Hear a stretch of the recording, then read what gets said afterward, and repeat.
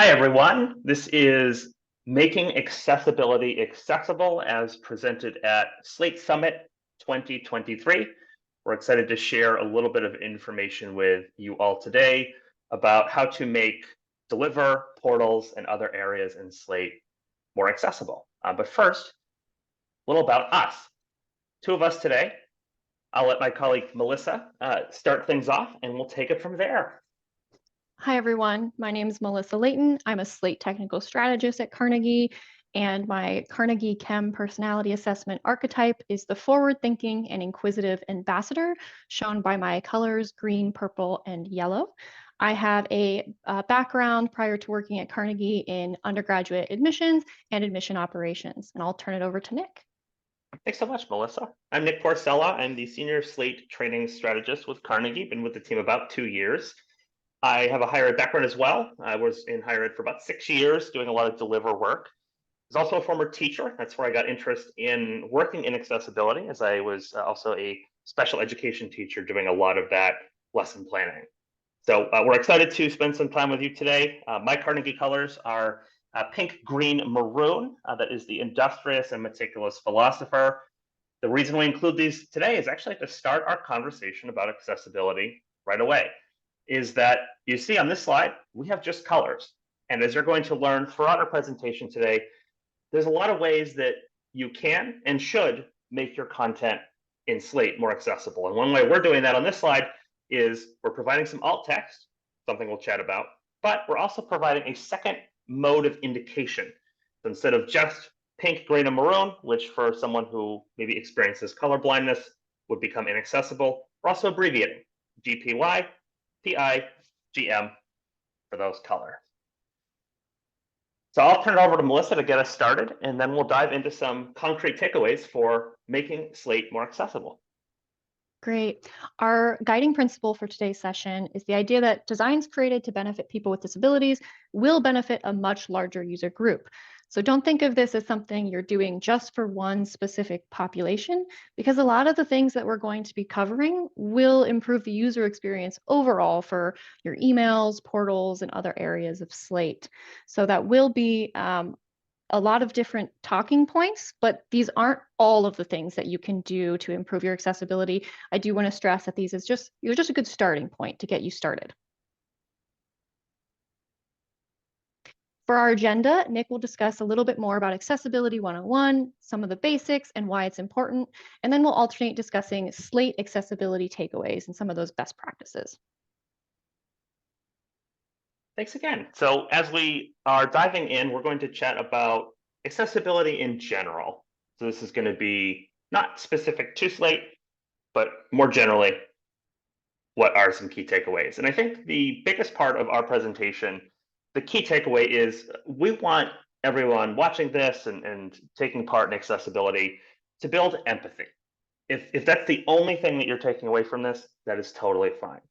And so it leads to the question, why should we care about accessibility? And when we're talking about accessibility, I think it's important to note, first and foremost, we're talking about making Deliver, portals, other areas of Slate accessible to all users, whether they are users in any given community, whether it's a user who has a documented learning disability or cognitive impairment or something like that. These are 4 key reasons why we should care about accessible design. And the first is that it's required. This is law. So whether you're talking about WCAG, which are the Web Content Accessibility Guidelines, or ADA compliance, which I know everyone is familiar with, or the CAN-SPAM Act, this is federal law. Everything that we're going to talk about today in the United States is required. So that's point number 1. Point number 2 is it's ethical. We work with a lot of schools that make the claim that they're trying to be more inclusive. Well, inclusivity is inclusive of all. It is inclusive of folks who have learning differences or maybe are visually impaired or use a screen reader, but thinking about this in terms of being inclusive for all. So there's an ethical component to this. Third, it's practical. As Melissa mentioned, the work that we're doing here does inherently benefit a small subset of users. But a lot of these techniques and tools and changes you can make in Slate benefit all your users. We'll speak to several examples of this throughout our conversation today, but one quick nugget. Let's say that you are putting in alt text for the first time, something we'll talk about later in the presentation. Alt text is great for a user using a screen reader because instead of seeing blank images or whatnot, you'll have access to text that will be read aloud. But this is also good for a user in a remote or rural community. Maybe somebody doesn't have exceptional bandwidth, and the use of alt text would allow them to have some content as opposed to a giant red X. So that's a small example. We'll chat about these today, but it's practical for all users, to go back to our core motto of the day. Finally, this is powerful. We'll talk about some data-driven insight into why accessibility matters and how you can improve overall engagement and performance by sticking to these principles. A couple other notes. Most of what we're going to talk about today will involve some degree of source in Slate. So HTML, using the WYSIWYG editor, the what you see is what you get editor that comes standard with Slate.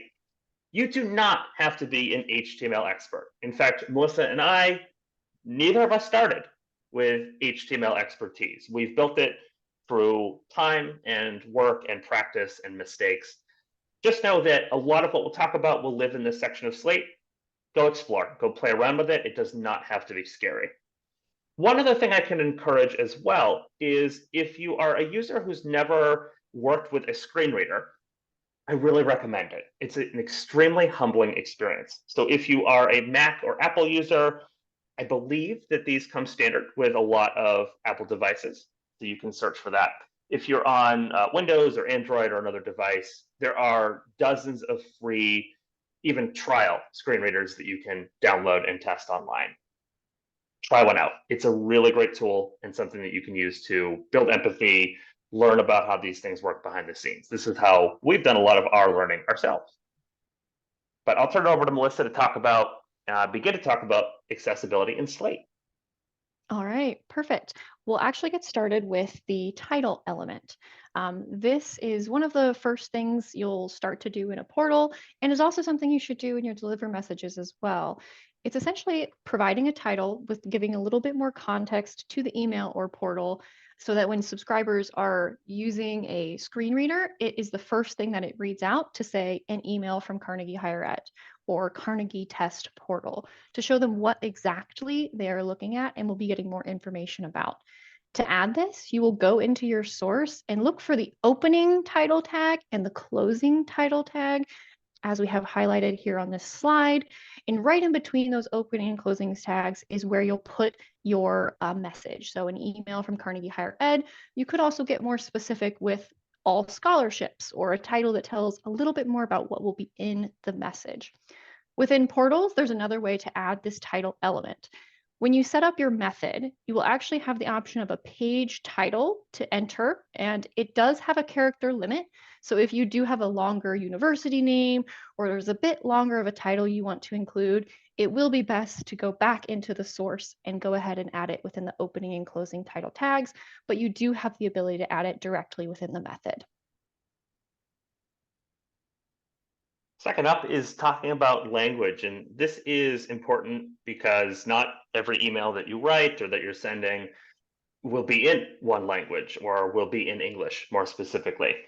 We think of the prime example of this is for admissions offices. Maybe you're sending an email with two versions, perhaps one in English and one in Spanish. We see that with a lot of schools these days. I'm not a native French speaker, so this phrase is not one I'm going to attempt to say. But if you, for example, were to put language equals English with a French phrase or a Spanish phrase or a Russian phrase, it doesn't look good to the audiences and it doesn't sound good, because if a screen reader is reading it out, or if there's content that is assigned a certain language, it's different from what it actually is, it's not a good sense of optics for you as an institution. So in this example here, if we were to read this phrase in English, with an English accent. I believe that this translates as, if you read this in an English accent, your audience will be horrified and maybe even offended. And that's the gist there. But Melissa, any notes from your end? This is also important for portals, and the same reason, really, of just having that language encoding really gives you the sense of what this should be read out as in terms of language. And we see a lot of institutions sort of run into trouble with this if they're using filler text, and often it's lorem ipsum. The default coding for that is that it'll be read as Latin, because lorem ipsum is technically Latin text. So again, adding the language English ensures success. For emphasis, I will read this entire thing before we talk about presentation roles. So picture this. Picture you're reading through an email from a college or a store that you really love, and you get to a paragraph that says, want to learn more about our art department? Table align equals center, cell padding equals 0, cell spacing equals 0, class equals 0, style equals table left, spacing 0, point, table right, spacing 0, point, border collapse, border spacing 0 pixels, table layout, fixed, exclamation point, width 100%. This is essentially what you're doing if you are not using presentation roles. And what these are, it allows a screen reader to bypass reading the code of a table. And if you're building any templated emails, then you are using tables. If you're adding any different types of maybe graphics, or you're putting images or buttons or social media icons, you're almost certainly using tables. So you can see here, there's a couple ways to apply this. In the code, you can either apply it in the header CSS, sort of a blanket role equals presentation, or you can apply it to each table. Just remember that if you add additional tables, you'll need to add it for each. So role equals presentation or role equals none better allows screen readers to understand what text is meant to be read versus what is a table or some other coding element. We mentioned at the beginning alt text is part of our example. Alt text is my favorite area to talk about with accessibility because it's so easy to implement and most institutions are not doing it. Alt text is alternate text. It is exactly as the name would imply. If an image didn't load, couldn't render, if someone was unable to view said image for whatever reason, the alt text would provide alternative text to exactly describe what's going on. The good thing is, if you took a room full of 100 people and asked them to assign alt text for an image or a button, there's likely going to be 80, 90, 98 different alt text assigned to it. And so the good news is that there's no one right answer for alt text. It's just important that it's there. Within that, there are 3 types of alt text. There's informational, functional, and decorative. The first 2 are most important. Informational, as the name implies, is meant to convey information. If the image or text weren't there, some meaning would be lost. So in the example of this image on the top left, the alt text associated with it could be, and I'll emphasize could be, stone arch entryway to the college campus with gardens of ivy on either side. Melissa might assign different alt text, and that's fine. For the second, it's functional. Functional is the most important because if this were missing, some function would be completely lost, thus rendering the point of the email useless. So in the case here, it doesn't necessarily have to be as long as what I have here, but for an apply now button, you might say apply now button as the alt text, or apply now button linking to the apply page. The second one is a little verbose. You don't necessarily need to have it that long, but it needs to describe what's going on and what function is going to happen. The third type of alternate text is decorative. And again, as the name implies, these are all very aptly named. These are decorative elements. You have a photo corner or a horizontal line, whatever it is, if the image were missing, no meaning would be lost from the email. For these, you actually don't want to assign alt text. You want to leave that blank. You still want to have alt equals double quote space double quote, because you want to note that there is a potential for alt text, but you should not have it for decorative because that will clutter things up for users. One other note on alt text actually is it is worth considering when you have longer pages, such as a portal, like an admitted student portal, is whether the alt text is truly decorative or if it is informational, particularly for things like background images of header photos that you might have at the top of your portal. On the one hand, you might want to provide that context for the scene it might be showing on your campus or what building you're looking at. But if you do have longer pages, screen readers do read slowly, which is intentional for understanding. But if you're trying to get to one particular point, like this is your next step checklist item or a greeting from a counselor, it can take you longer to get to that initial main point if your alt text that is provided maybe is something that could just be decorative. So that's something you'll want to have an internal discussion for of, is this something that we do want to provide context for because we feel it's important, or is this purely decorative and we can skip it to go on to the text on the portal? Title attributes. Not to be confused with the title element because these are different. The title attribute gives additional information about some of the points of your message in an email or on your portal. You'll most commonly see these with social media icons. When you are using title attributes, it actually disrupts the order in which the screen reader is reading out that content. So you actually want to avoid using them. You wouldn't want it to read Facebook, Facebook, Instagram, Instagram, so on and so forth for the duplicate social media icons. You would only want it to read it once. You would only want to see Facebook, Instagram, Twitter, and TikTok read aloud. To achieve this, go into your source and look for anything that shows a title. Make sure it's not your title element at the top of your page.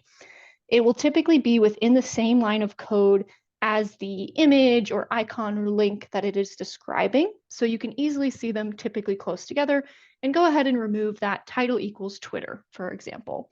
Instead, you can replace it with alt text so that if the image doesn't show, it still says alt text of Twitter icon. Another easy win for institutions is making sure that your line height is in compliance. So we mentioned the use of lorem ipsum text earlier. Here is another demo of it. You have standard lorem ipsum text on the left. In the middle, we see a lot of institutions who have their line height in pixels. That is the default in Slate. But as you can see, no matter what type of user you are, if you are zooming into the content using your fingers or a magnifying application, that use of pixels will actually make the lines form together. The solution to this is very easy. You need to adjust your line height to a percentage, as we see on the far right. The gold standard is 150%. That's the minimum, so we recommend it. We do see some institutions go to 200% or somewhere between 150 and 200%. But as long as you're at that 150 mark and it's a percent, you're good to go. Char set, or character set really, is the attribute that specifies the character encoding for the HTML document that's being read out. It basically allows special characters and any Unicode on your page to be correctly interpreted. So to avoid any confusion, you want to make sure that you do define that char set at the top of your source code in the header typically. So you'll see it right at the top called head in the opening and closing tag. You'll want to make sure that it is set to either US-ASCII or UTF-8 is a slightly newer version. One update that has come to Slate in the last couple months is a better use of message groups. Any user should check this. This is one we have seen institutions be fined. The average fine these days is $43,000, and this is something that will take 3 minutes to update in your instance. For this, go to database and search for message groups. So you may need to have a Slate captain do this work. But once you're in message groups, select any and all of your unsubscribed groups. You can see one here for Carnegie. You'll need to make sure the default is blank, and then most institutions also have a default as the name of the institution, Carnegie University, etc. You need to make sure that there is a physical address listed in unsubscribe organization. That is federal law. That's part of the CAN-SPAM Act. To speak a little more to this, the rationale behind it is that you need to include as part of every mass marketed email a physical address. So there's a few uses. If you're making an email in a template, usually your template will already have an address in it. That is fine. you don't necessarily need the separate address, but it is a fail-safe. If you are sending an untemplated email, so plain text email, you need the address as well. And if you put it in just by typing it, that's fine. Again, this is all a fail-safe because there are times where you may not have an address as part of a default email within Deliver. So go put the address in there. I will also note that this is not expected or required or by law for one-to-one communication. So if you're sending an individual email in Slate or in Outlook or in Gmail, you don't need to follow these principles. This is for mass marketing communications. Include your address, great way to make sure that if you are audited, that you don't have to pay that $43,000 fine. Header tags. These are a great way to provide screen readers, search engines, and even users just an outline of the page and how it's kind of hierarchically structured. You will, on your header tags, have just one H1, which will be the highest and most important header at the top of your page, followed by, in numerical order, H2, H3, H4, and so on. While you can only have one H1, you can repeat the number of H2 and H3s, no problem. It's actually a helpful way to separate different areas into sections to show that this is a topic about financial aid. This is a topic about contact us. Any of those other sorts of headers and subheaders you might be using in your messages or on your portal. You might be familiar with already changing the font size or the color on your header tags, but that's really not enough to provide the important context for the code and for a screen reader to show that these are distinct. Instead, you really need to be using this H1, H2, and H3 elements. And it really will just help the assistive device to more properly read top to bottom. A tool I really like to use to check myself when I'm coding portals to make sure I didn't miss any or go out of order on my headers is the Wave evaluation tool extension provided by WebAIM. You can access this in Chrome, just searching where you would search for any of your other extensions you might have on your browsers. And again, this is called Wave by WebAIM. It's a great segue because in terms of great tools, WebAIM also provides a color contrast checker that can be found by any search engine, WebAIM color contrast checker. And color is what we're talking about now. As we mentioned at the very beginning with our Carnegie colors, you need to make sure that you have always have at least two indicators of value. So as you can see at the very top, we have green and red in two forms, an accessible version and an inaccessible version. For somebody who has red-green color blindness, they're not going to be able to interpret the meaning behind the right two circles. Whereas the left two are red and green, but they also have an indicator, a check mark and an X. This is also true of contrast. The buttons on the left, the white text on the dark gray background or the black text on the yellow background, those are compliant. The general rule is you have to have a contrast of at least 4.5 to 1 for regular text, and at least 3.5 to 1 for bold or large text. Finally, at the bottom, I know Melissa will talk about links shortly, but when you're using links, it is best practice to have the color be contrasted enough with the background, but also to utilize the underline styling. We have some institutions that, as part of their brand guidelines, do not. We would strongly encourage changing that principle in a handbook. You really need to make sure these are underlined because if somebody cannot decipher the contrast of the colors, they're going to miss that link, and that's the missed opportunity there. So it's just best practice. It improves your data, improves your engagement. Melissa, anything that I'm missing there? You've really covered it. I really also love using those tools by WebAIM just to check. Sometimes your branding might not be in compliance, which is a discussion with your university, but wherever you can use your proper color contrast, it's really important.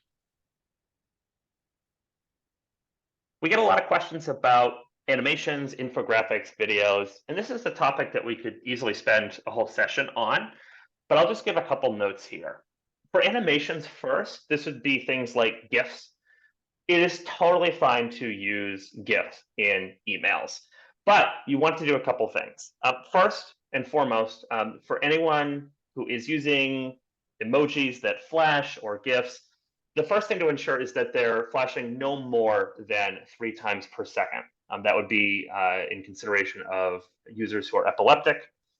2.5 times per second or less is even more preferred, but the minimum is 3 times per second or fewer. GIFs, make sure they have alt text, because again, if somebody can't download it or can't see it, it would be important to note that they wouldn't want to see just a giant red X or have no content read to them. For infographics, you can see an example here. This is a tough one. We recommend institutions, as much as possible, either avoid infographics, which I know is difficult, or break the infographics up into individual sections or more manageable sections. For example, if you have an infographic that is 20 boxes and somebody's trying to view that on a screen reader and you're not providing alt text, they're gonna miss the entirety of the email. So by providing alt text in some capacity, keeping these infographics small, manageable, digestible, and ensures that all users can access them. Finally, a note about videos. Videos are fine. However, we would encourage the use of closed captioning wherever possible. My philosophy is if you can devote the time to the creation of the video, but cannot devote the time to captioning it, you might want to reconsider creating the video. Now, there are some great, easy platforms that will auto caption, YouTube being one of them. So YouTube is a really great resource. I know a lot of institutions do all their work on YouTube already, so you're in luck. Vimeo, I don't believe, has anything like that. Slate Video does not inherently have a closed captioning feature, so it's just something to consider. One other question we get to that is sort of related to this is the use of emoji. Emoji are fine to use wherever and whenever, provided they are not the standalone representation of a value or an entity. So for example, if you say, come to our open, and then you have a house emoji, that is going to be meaning lost if the emoji doesn't come through. However, having come to our open house followed by that same house emoji, it becomes decorative, as we discussed with alt text, and thus is not necessary for conveying meaning. So just a couple notes about graphics, animations, videos, lots of fun stuff there. Again, we could spend a lot of time there, but that's a SparkNotes version. Now, I hope you all can see how big this image is. Kidding, of course. Quick note on target sizes. We would highly encourage to follow guidelines from the federal government, from the Can Spam Act, and others, that your images, I think especially social media icons, need to have a minimum size. That gold standard is 34 by 34 pixels. So if you're not at that, if you have an icon that's 25 by 25, bump it up those extra 9 pixels or so. So really easy to make these changes. We see this frequently with buttons, arrows, icons with social media in them, sometimes even logos.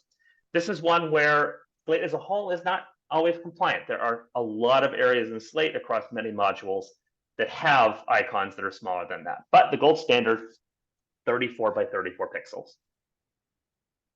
Proximity.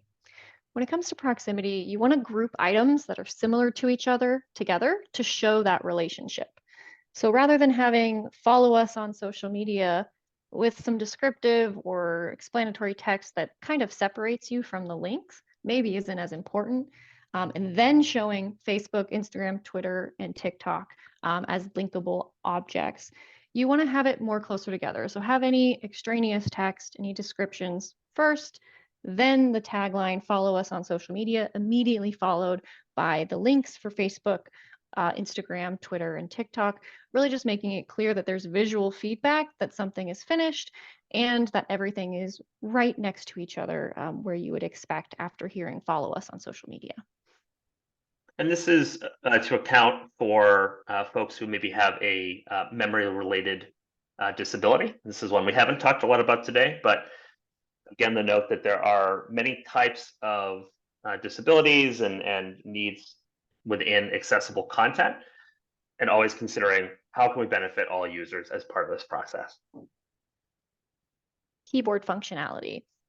When it comes to a keyboard, you want to make sure that users are able to complete all of the tasks on a page with their keyboard. They should be able to tab through links, buttons, and form fields are already going to be tabbable by default. But here you'll actually see us displaying a black border that we are tabbing through on our website to show a focus element. This is typically a default of having some sort of focus, but if you need to change the focus, maybe you need to change the color contrast and instead of black, it needs to be white, or you need to change it to just be more in line with your brand. You can add your own focus CSS to the head of your source. Right within your source code, again, look for that head tag, and you can add the code that I have pictured here of, for instance, if you're looking at a link, that's an A tag, A:"focus, with the actual code of border, 2 pixels, solid black, or whatever type of line and color you would like to display. I've also added in an exclamation point important to say if you need to take and override any existing branding within your instance, sometimes you might need to add this in to make sure you're getting the focus element that you're looking for. Keyboard functionality is also important when it comes to our heading structure. Again, that's why it's so necessary that we have H1, H2, H3 clearly labeled, since that is a way that you're able to navigate a page more easily if you are using a keyboard. Text links. Nick touched on these already a bit briefly in terms of color and underlining. It is important to have them underlined to reiterate, to show that these are indeed links. It's also important for what you're actually linking out. You don't want to say something like, we're really excited to show you our majors and minors, click here, and have the link be over the click here. Instead, it's important to have majors and minors be the actual linkable item that you want to display, because that's actually clear. I don't know what I'm actually reading when I say click here and the screen reader is reading that out to me. But if it says majors and minors and that is linkable, I clearly know what I will be reading about on the next page. As you can see, there are a ton of really easy wins in order to make your instance of Slate more accessible. There's a lot that does not come out of the box as accessible within Slate, and we're hoping to give you some tools. If you still have questions, we're here to help. We love working on accessibility and making that content, whether it's a deliver message or a portal, more accessible. So reach out to us. We're super excited. We have a whole team of Slate specialists working across Slate. We have over 200 years of combined experience with all of our Slate strategist team. So I'm definitely looking forward to hearing from you. In the meantime, wishing you all well, and thank you for spending some time with us today. You can visit us at carnegiehighered.com or click our contact information below to get in touch. But thanks so much, everyone. Thank you.